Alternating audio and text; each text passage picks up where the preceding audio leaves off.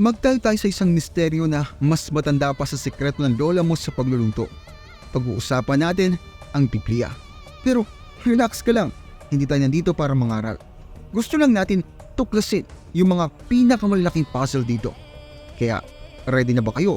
Isuotin yung detective hats at tara na. Pero syempre, bago pa natin magpatuloy yung diskusyon, make sure na i-hit mo yung like button at i-subscribe ang channel ko kung hindi mo pa nagagawa. At kung gusto mo ma-notify sa bawat bagong video ko, i-click that yung bell icon. Malaking tulong niyo sa akin at sobrang na-appreciate ko yun. Nagawa mo na? Alright, simulan na natin. Baka akala mo puro himala at mga makaibang bagay lang ang laman ng Biblia. Well, nagkakamali ka. Marami rin palang super specific na detalye dito. Parang Harry Potter lang to pero may kasamang exact measurements ng mga wand at mga family tree na umaabot hanggang sa lolo ng lolo mo. Binigay sa atin ng Biblia yung dimensions ng Ark ni Noah, detailed descriptions ng Ark of Covenant at marami pang iba na parang ikahihilo mo na. Parang ancient version lang ng Ancestry.com. Ngayon, tingnan natin ito ng maigi.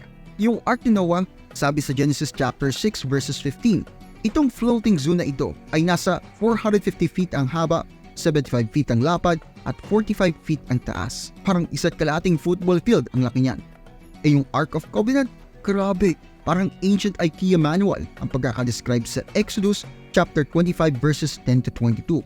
Gold-plated wooden chest daw to na may dalawang gintong anghel sa taas. Tapos mga 3.75 feet ang haba, 2.25 feet ang lapad, at 2.25 feet ang taas. Ang tindi, diba? Sobrang detalyado. Tapos, nandiyan si Jesus. 4 na buong libro ang inilaan para sa life story niya. Pinag-uusapan natin dito yung kung saan siya pumunta, sino-sino ang mga naka-hangout niya, at pati na yung kung ano ang suot-suot niya. Parang pinakamatandang celebrity chismis magazine sa mundo.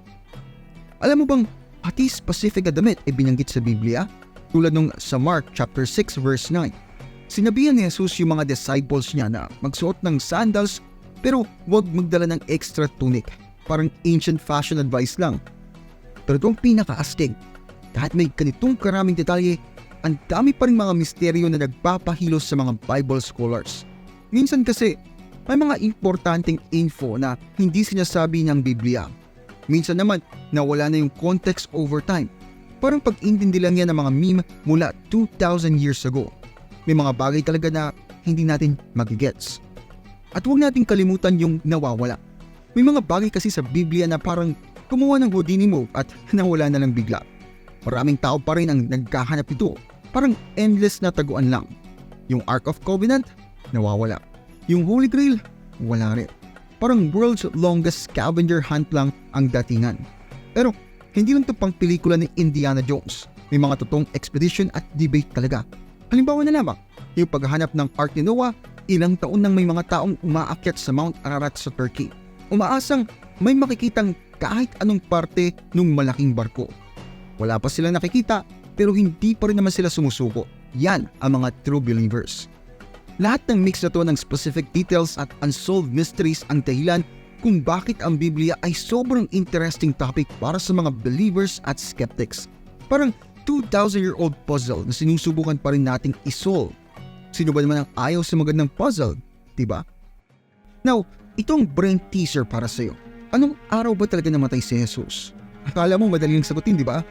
Well, nagkakamali ka. Parang pag-alala lang yan kung anong kinain mo nung tanghalian nung nakaraang Martes. Karamihan ng tao sasabihin sa'yo na namatay si Jesus nung Biyernes Santo. Pero itong plot twist, pati nga yung mga ebanghelyo, hindi magkasundo kung anong araw talaga yun. Parang yung mga kaibigan mo lang yan na nagpaplano ng group outing tapos iba-iba yung natatandaan date ng bawat isa. Sabi nga sa Christianity.com, mas inisip daw ng mga sumulat ng ebanghelyo yung simbolismo kesa sa accuracy. Parang nagsusulat sila ng script ng pelikula kesa sa historical document.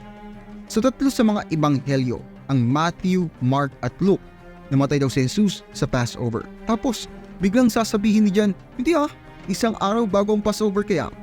Para lang yan dun sa kaibigan mong laging dumadating sa party sa maling oras. At mas lalo pang nagiging complicated. Nagdedebate ngayon ang mga scholar kung Miyerkules, Huwebes o Biyernes nga ba namatay si Jesus. Parang biblical version lang ng guess the weekday. Bawat theory may sariling supporters at reasoning.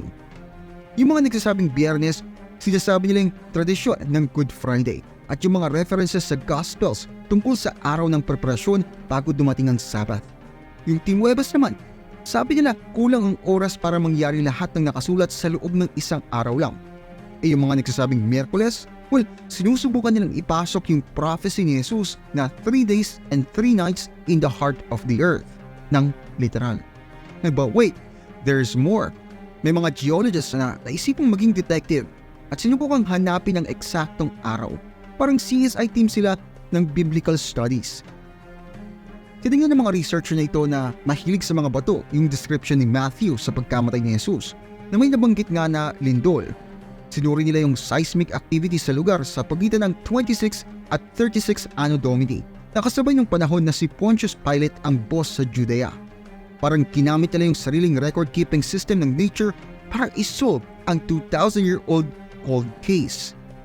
Pagkatapos nilang i-crunch yung numbers at sundan yung mga clues sa Biblia, nakakuha sila ng date, Friday, April 3, 33 Anno Domini. Pero wag mo muna i-mark ang calendar mo. Sabi nila, imposible raw kasing malaman ito ng sigurado. Sabi rin kasi sa Gospels, dumilin daw nung hapon habang naggaganap yung pagpapako sa krus. Kaya, plano ng mga researcher na to na tignan yung mga dust storms na related sa lindol para lalo pang man-narrow down. Grabe sa attention to detail, di ba? Parang sinusubukan nilang i-reconstruct yung weather forecast mula 2,000 years ago. Alam mo, itong buong debate na ito ay nagpapakita lang kung gaano kahirap i-pin down ang mga historical events, lalo na yung mga sobrang tagal na nangyari. Hindi lang ito tungkol sa exact date, tungkol dito sa kung paano natin ini-interpret yung mga ancient texts, paano natin ginagamit ang science para i-investigate ang history, at paano yung iba't ibang perspectives ay pwedeng magdala sa iba't ibang conclusions. Tapos, huwag din natin kalimutan yung cultural context. Iba kasi yung pagsukat at pag-record nila ng time na yon kumpara sa ginagawa natin ngayon. Wala silang smartphones na may calendar o apps o atomic clocks. Yung mga dates nila usually connected yan sa important events o sa reign ng mga rulers. Parang pag-convert lang yan between Celsius at Fahrenheit, pero sobrang mas complicated. In the end, importante ba talaga yung exact date? Para sa iba, crucial to sa pag-intindi ng biblical prophecy at timeline ng buhay ni Jesus. Para naman sa iba, mas importante yung significance ng event mismo kaysa sa specific day na nangyari ito. Reminder lang to na sa history, tulad ng sa buhay, minsan yung journey ng discovery ay mas importante kaysa sa destination. So, ano bang natutunan natin? Una sa lahat, ang Bible pala ay parang sobrang luma at sobrang komplikadong puzzle. Marami siyang pieces pero may iba na nawawala. Tapos yung iba naman parang hindi talaga magkasya. Ito yung ultimate challenge para sa mga history buffs at mystery lovers. May mga specific details tayo tungkol sa ibang bagay, tulad ng laki ng malalaking barko o kung sino yung related sa kung kanino. Pero pagdating sa ibang bagay, kagaya ng exact day na namatay si Jesus, medyo naguguluhan tayo. Parang may super detailed map ka ng barangay. Tapos bigla mong na-realize na yung rest ng city ay puro hamog pala. Itong mix ng precision at ambiguity ang dahilan kung bakit ang Bible ay parang gold mine para sa mga researchers, theologians at curious minds. Nagkaroon ng buong fields of study dahil dito, from biblical archaeology hanggang textual criticism. May mga taong inilaan ang buhay nila sa pag-intindi ng mga ancient texts na ito, at hanggang ngayon, may mga bagong theories at discoveries pa rin na lumalabas. Tingnan natin yung Dead Sea Scrolls bilang halimbawa. Itong mga ancient manuscripts na ito na na-discover noong mid-20th century ay nagbigay ng bagong insights sa development ng Bible at early Judaism. Parang nakakita ka ng diary ng great-great-grandparent mo. Tapos na-realize mo na yung family history nyo ay hindi pala exactly kung ano yung inaakala mo noon. O kaya, isipin mo yung mga ongoing debates tungkol sa historical accuracy ng mga biblical events. Talaga bang nangyari yung Exodus tulad ng nasulat? Totoo ba na may united monarchy sa ilalim ni David at Solomon? Dahil sa mga tanong na to, busy yung mga archaeologists sa Middle East, naghahanap ng evidence para i-support o i-challenge yung mga kwento sa Biblia. Reminder lang to sa atin na kahit yung mga ancient texts na tingin ng ibang tao ay absolute truth, pwede pa rin maging subject ng interpretation at ng debate. Parang yung mga argument ng tao tungkol sa ending ng movies o ng lyrics ng kanta. Except, itong debate na ito, well, centuries na ang tinatagal. Itong mga misteryo sa Bible ay pinapakita sa atin na hindi palaging black and white ang history. Minsan, habang mas marami tayong hinuhukay, mas marami ring tanong ang lumalabas. Parang pagbabalat lang ng sibuyas. Pero imbes na magpapayak sa'yo, ito.